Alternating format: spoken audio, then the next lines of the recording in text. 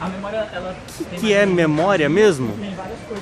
O que é memória, Matheus? Fala pra mim. Primeiro, se apresenta, diga quem é você. Eu sou aluno de doutorado no Laboratório de Investigação em Epilepsia, sob orientação do Dr. João Pereira Leite, da faculdade aqui de Ribeirão, da Medicina, da USP. E a gente propôs justamente tentar responder essa pergunta aqui na Semana do Cérebro, né? Você pergunta o que é a memória, onde que ela fica, a memória, será que ela fica em alguma região do meu cérebro, como que ela funciona, será que existem tipos de memória diferentes? Então, na verdade, a escolha desse tema surgiu a partir de temas que o nosso laboratório tem interesse. Então, existia um grupo de alunos que estavam começando a participar das atividades do laboratório. Eles se interessaram de aproveitar essa oportunidade de estudar esse tema e apresentar esses temas para o público leigo, porque, na verdade, existe um desafio de você tentar traduzir essas informações que geralmente a gente lida no dia a dia com uma linguagem mais técnica para uma linguagem acessível ao grande público, para que eles consigam entender e pegar a ideia principal assim, da fisiologia desse fenômeno.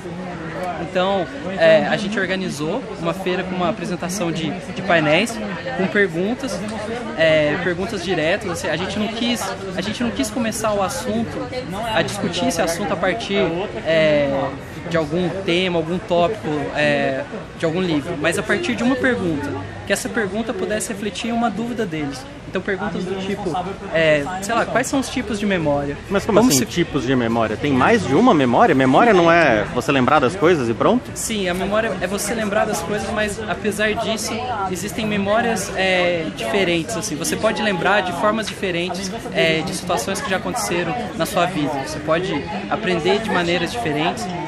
Existe uma série de classificação desse tipo de memória. Aqui na apresentação a gente tentou resumir duas formas de... Então, me dá um exemplo de um tipo de memória diferente do outro. Porque pra mim, memória é aquela... Você lembra o que aconteceu semana passada? Lembro. E aí eu conto aquilo que aconteceu semana passada. Sim, isso é um tipo de memória. A gente chama esse tipo de memória declarativa. Essa memória que você consegue verbalizar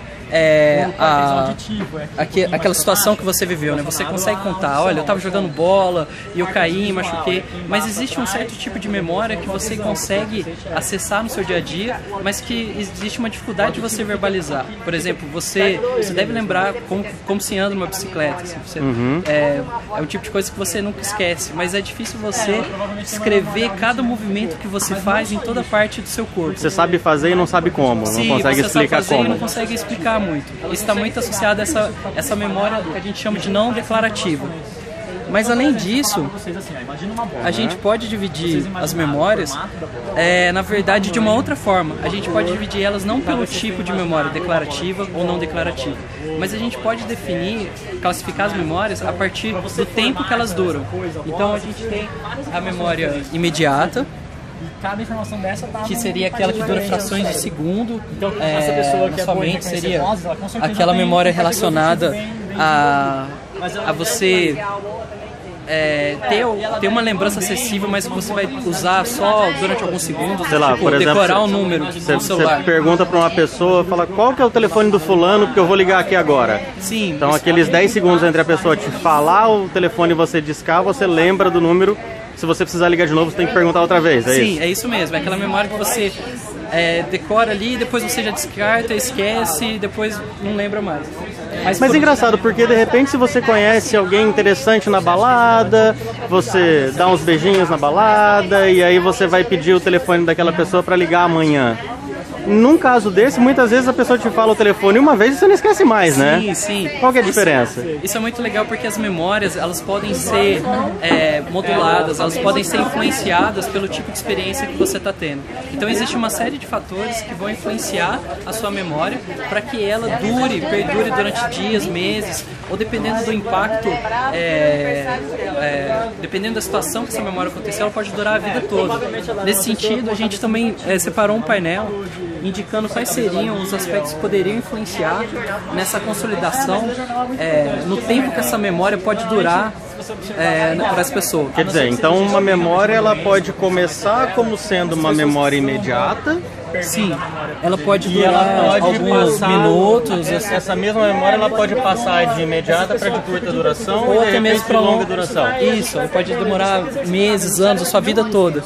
O que vai definir isso, que é um ponto de intensa investigação da neurociência. Agora, como que eu faço para que a minha memória não seja só essa memória imediata e o que eu estudei para a prova de amanhã fique para o resto da minha vida? O que eu tenho que fazer para fortalecer essa minha memória, para não esquecer das coisas? Porque a gente ouve muita reclamação, muita gente fala, pô, mas eu estudo, dá 6 meses e eu não lembro mais. Sim. E aí?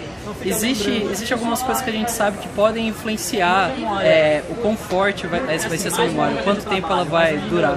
A gente sabe, por exemplo, que o quanto que você demanda de atenção para sua memória é um aspecto muito importante para que essa memória dure durante anos. Então, o quanto que você está focado naquele objeto, o quanto que você está focado naquela conversa, o quanto que você está demandando de atenção, isso vai influenciar em quanto tempo essa memória vai durar. E por que quando eu gosto de alguma coisa eu preciso estudar menos do que alguma coisa que eu não gosto e aí eu estudo e não aprendo? É por um motivo parecido desse, porque essa carga emotiva, o quanto que você gosta, isso também facilita a memorização desses fatos, assim, dessa lembrança.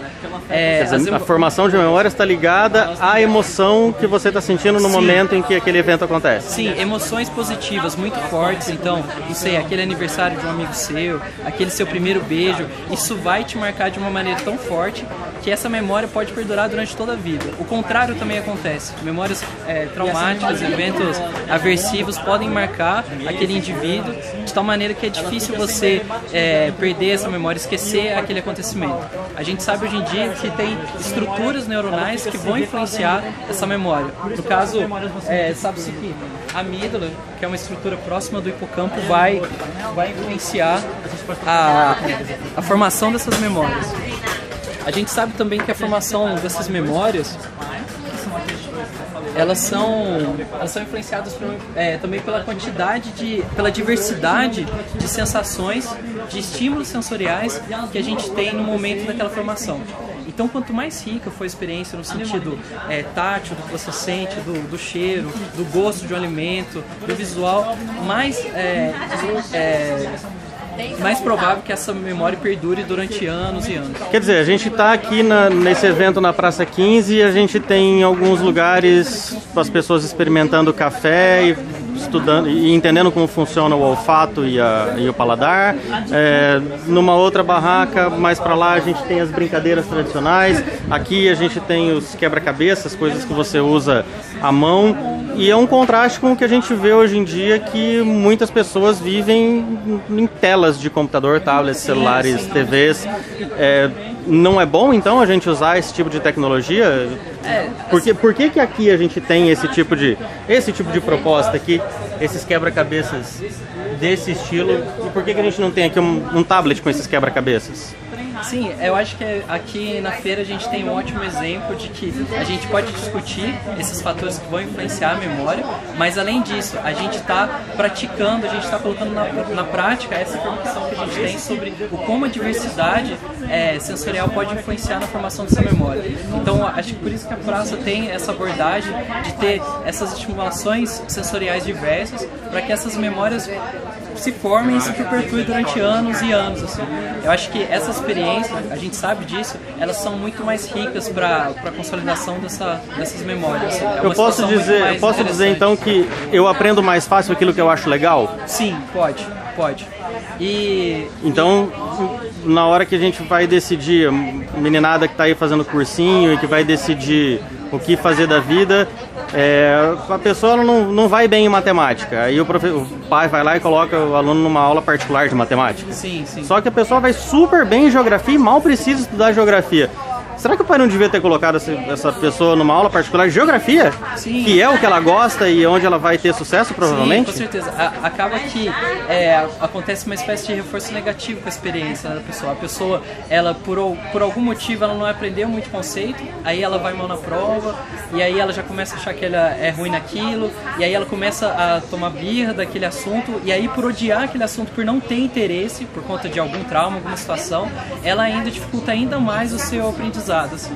Então, sempre quando você tem o seu interesse em algum assunto e você é ainda incentivado ainda mais a procurar aquele assunto, maiores são as chances de aprendizado e desenvolvimento. Então, acho que, para fechar, a gente fica a dica. Faça o que você gosta. O que você gosta de fazer, você vai fazer bem feito e vai ser fácil para você aprender, é isso? É isso. Então, maravilha. Você faz o que você gosta? Faço o que eu amo. Então, é isso aí. Obrigado. Obrigado. Ano que vem a gente se vê aqui de novo. Valeu.